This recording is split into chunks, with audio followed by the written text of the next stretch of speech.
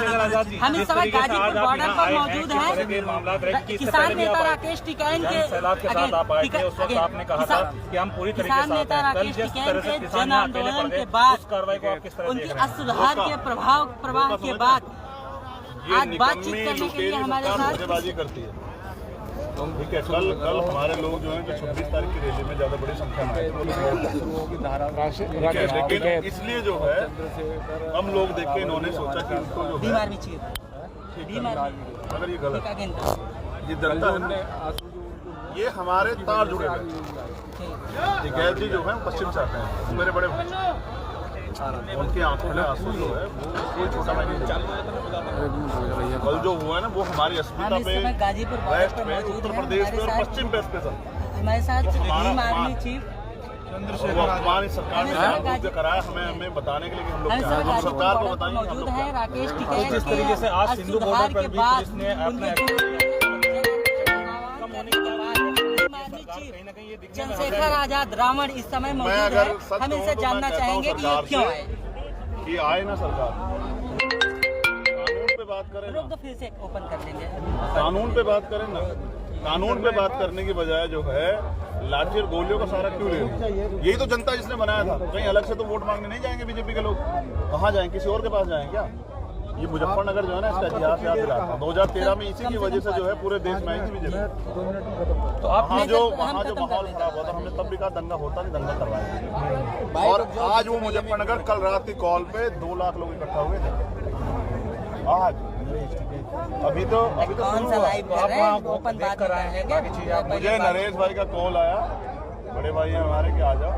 हमने कहा कि आज मोर्चा यहाँ रहेगा, ठीक है, आप पंचायत तो आप संभाल लो, हम यहाँ रहेंगे, ठीक है ना। वहाँ जयंत भाई संभाल रहे हैं, वहाँ और बहुत लोग हैं संभालने वाले, हम यहाँ। कल जिस तरीके यहाँ सबसे ज्यादा जरूरत कहाँ है? मुजफ्फरनगर में दिक्कत है, वहाँ किसी को कहा था क्या? वहाँ तो सड़क पर टेंट लग सकता है। मुजफ्फरनगर, सहारनपुर, मेरठ ऐसे जाएगा। जरूरत मेरी यहाँ है तो मैं यहाँ हूँ, ये बताने के लिए कि किसान अकेले नहीं। जिस तरीके से डीएम साहब ने कल अल्टीमेटम दे दिया, पूरी रात भर यहाँ किसान परेशान रहे, धारा 144 तक लगा दी गई, और उस चीज को देख के यहाँ कुछ बीजेपी के नेता भी यहाँ आ गए थे। तो उस चीज को आप कैसे देखते हैं? कौन सी धारा 144? किसके लिए धारा 144? देश के अन्नदाता के लिए धारा 144। जो देश को रोटी देता है उसके लिए धारा 144। पहले से नहीं पता कि लोग इकट्ठा हुए, क्यों धारा 144 लगाई? ये सब जो है सरकार के एजेंडे फेल होने वाले। जो सरकार कर रही है आंदोलन को बदनाम करने के लिए, वो नहीं चलेगा। जनता का आंदोलन बन गया, जन समर्थन है, सरकार जीते, सरकार हारे, और किसान जो है जीतेंगे। और अब नया जो नारा है ना हमारा, पहले बिल वापसी फिर घर वापसी, वही होगा। आप देखते जिस तरीके से मुरादनगर के निजाम चौधरी आजाद भाई, जिस तरीके से मुरादनगर के निजाम चौधरी साहब ने आपके आह्वान के बाद जो है किसानों के समर्थन में रैली निकाली थी, लेकिन पुलिस प्रशासन ने उसे रोक दिया था। कहीं ना कहीं योगी सरकार आप लोगों के ऊपर ज्यादा प्रेशराइज नहीं करी?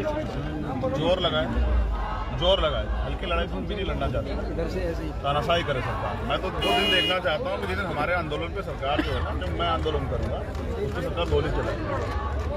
मैं सरदार उधम सिंह को भी मानता हूँ, मैं सरदार भगत सिंह को मानता हूँ, मैं बाबा साहब अम्बेडकर को भी मानता हूँ, मैं सर छोटू राम को भी मानता हूँ, मैं चौधरी चरण सिंह को भी मानता हूँ, मैं ताऊ देवीलाल को भी मानता हूँ। तो मैं तो ये बताना चाहता हूँ, मैं गुरु गोविंद सिंह जी को मानता हूँ, भगवान वाल्मीकि महाराज, सतगुरु रविदास जी महाराज, गुरु नानक देव को मानता हूँ। तो मानवता के भले के लिए जो करना पड़ेगा, लेकिन गोली सीने पे पीट नहीं खाएंगे। अगर देश के लिए, देश हमारा है, हमारे प्रथम रक्त भारतीय हैं, देश के लिए अगर गोली भी खानी पड़ी, फांसी चढ़ना पड़ा, तो पीछे नहीं हटेंगे सर, बलिदान देंगे, लेकिन अपने लोगों ने आखिरी सवाल चंद्रशेखर जी, आपने मीडिया को किस तरीके से एनालाइज किया है? आप बोल रहे थे कुछ इस बारे में। धन्यवाद। अगर कल मीडिया डांट राती, इस्तेमाल हमारे लोग जागते हैं, तो इस मीडिया ने हमारे लोगों को जगाया, हमारी एकता को मजबूत किया, उनका धन्यवाद। उनको वो काम करना जिनकी जहाँ से उनको तनख्वाह मिलती है। सरकारी कर्मचारी, पुलिस के लोग लाठी नहीं मारना चाहते, हम इस समय गाजीपुर बॉर्डर पर हैं, और जो मीडिया के लोग यहाँ घूम रहे हैं ना, वो भी जन आह्वान के बाद आज भीम आर्मी चीफ चंद्रशेखर आजाद रावण हमारे साथ है। तो देखा किस तरीके से चंद्रशेखर ने बिल्कुल साफ तौर पे बोल दिया है और बता भी दिया है कि वो अभी भी इस लड़ाई में कंटिन्यू इन लोगों के साथ यहाँ बने रहेंगे, और आगे की खबरों के लिए बने रहिए हमारे साथ। अच्छा, और किसान मजदूर एकता की बात करने वाले लोग पीछे कहाँ रह सकते हैं? सर, कल तो बढ़िया सवाल हो गए। उन्होंने कहा कि मैं आत्महत्या कर लूंगा अगर बिल वापस हो गया। क्या कहें, असहाय होने के बाद ऐसा नहीं होगा।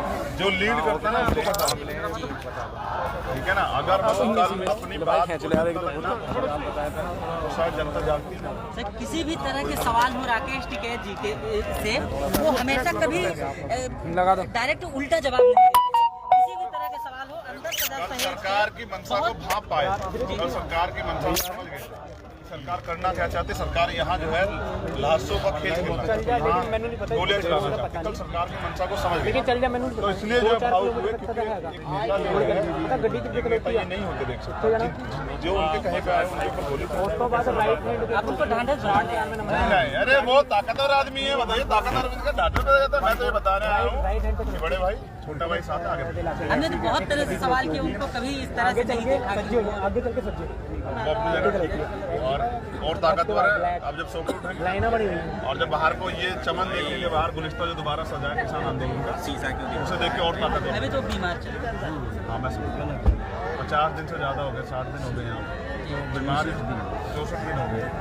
सरकार को अन्नदाता और फिर ऊपर से बीमार। लोकतांत्रिक तरीके से अपनी बात को कहने के अधिकार थे, तभी हाँ गांधी जी और तमाम लोगों ने बहुत बड़े बड़े आंदोलन,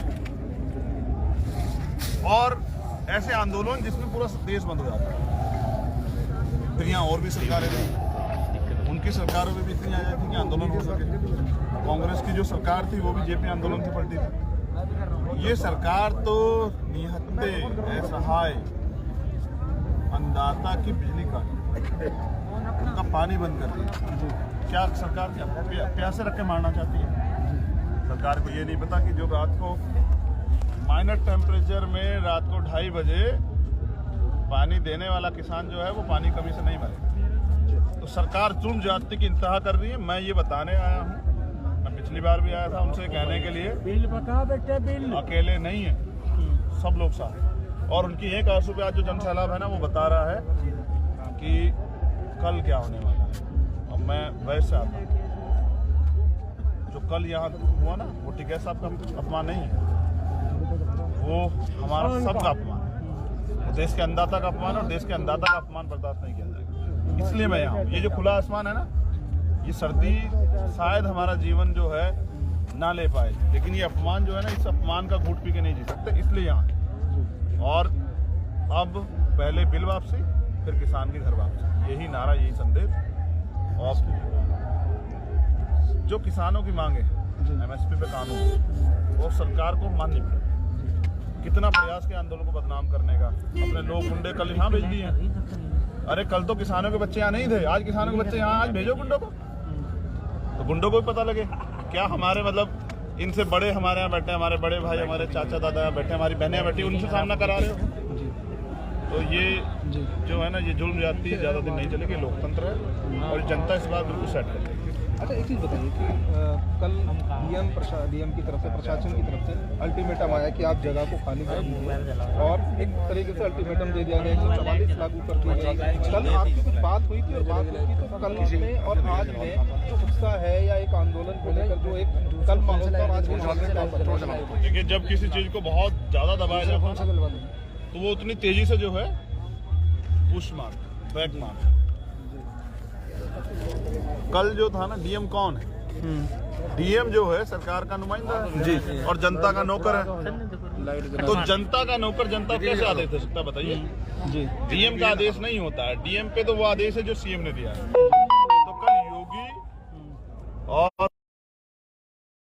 अनाज जो है ना विदेशों जो आता था, उसको जानवर खाते थे, वो खाना पड़ता था देश में, लाल गेहूं, उस किसान से आज जो है ये दुर्भावना। अच्छा, दिल्ली वाले मामले को लेकर क्या कहेंगे? घटना को सब सरकार ने करा, सब सरकार ने करा है। अभी जब जांच होगी तो दूध का दूध, पानी का पानी हो जाएगा। सरकार जांच कराए ना, किसने कराया, कौन था, कैसे हुआ, उनकी फोन डिटेल निकालें। ठीक है, मुकदमे करने से नहीं किसान तरेंगे।